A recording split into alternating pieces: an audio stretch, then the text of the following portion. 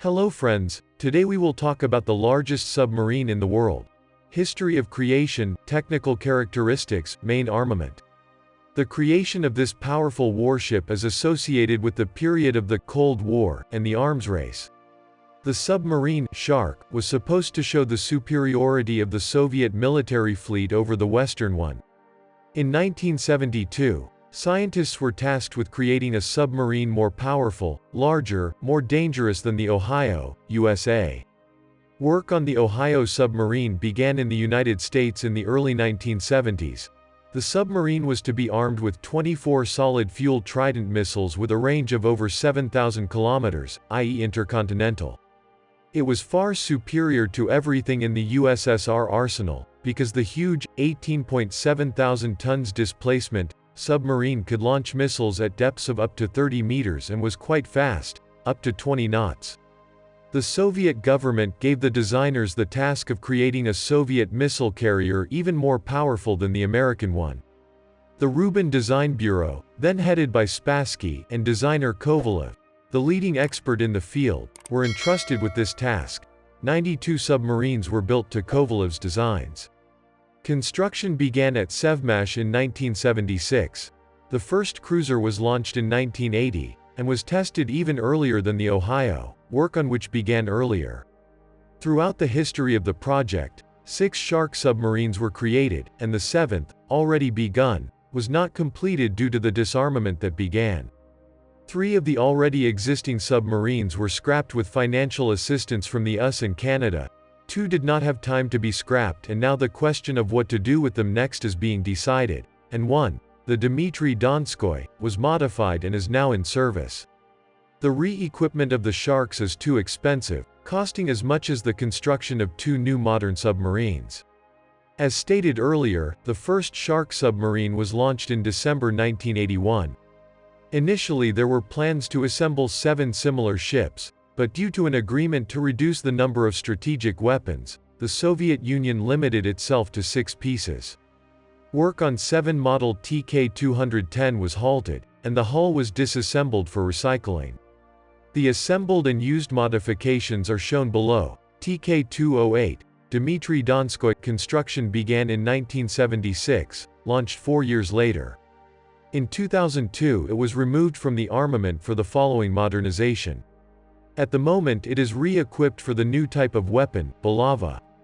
TK-202, launched in 1982, was introduced to the Navy 1 year later, only in 1983. After 22 years of operation it was sought up for scrap. TK-12, Simbirsk, was used from 1983 till 1998 and then was scrapped. In 2005 the ship was delivered to Severodvinsk and scrapped together with the Americans. TK-13, which was accepted for service in 1985, was used until 2007. Only after the decommissioning was it scrapped. Today it has been completely disassembled and reprocessed, and the nuclear reactor has been moved to the polar region for long-term storage. TK-17 Archangels and TK-20 Severstal were decommissioned from the Russian Navy in 2006.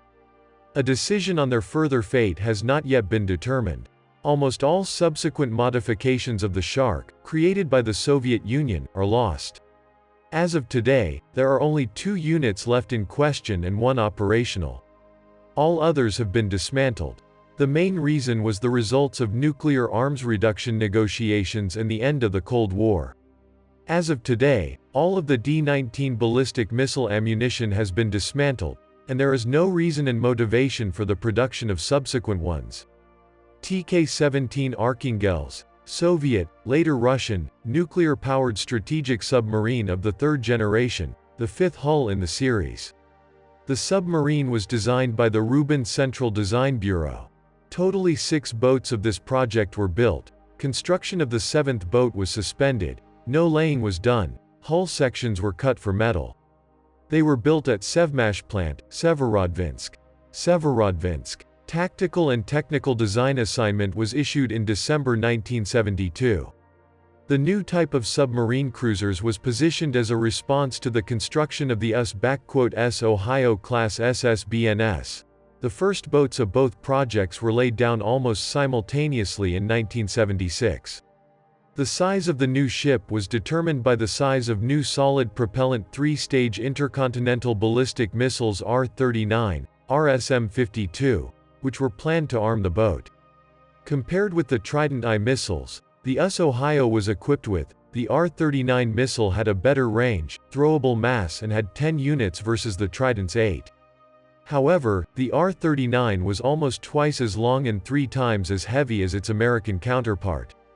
To accommodate such large missiles, the standard layout scheme of the SSBNS was not suitable.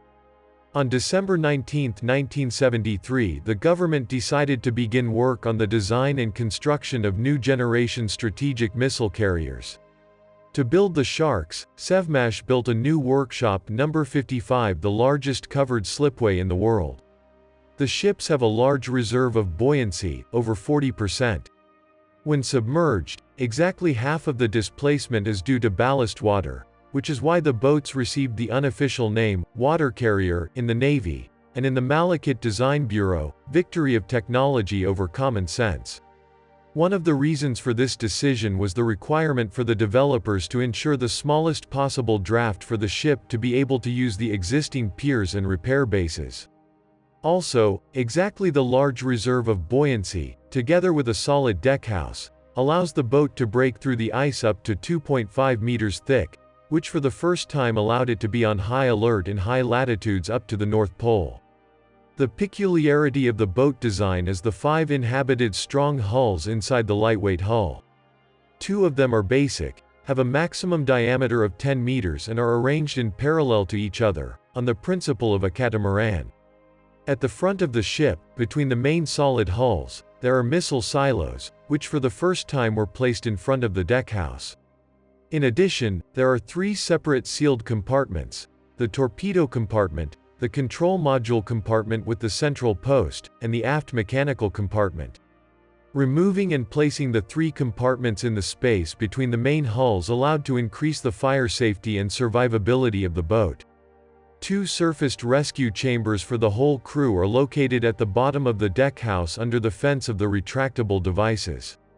The main armament is the D-19 missile system with 23-stage solid propellant ballistic missiles R-39 variant.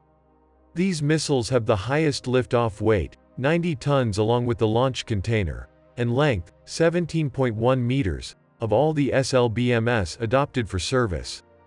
The missiles have a combat range of 8,300 kilometers and a separate warhead with 10 independently guided warheads of 100 kilotons TNT equivalent each.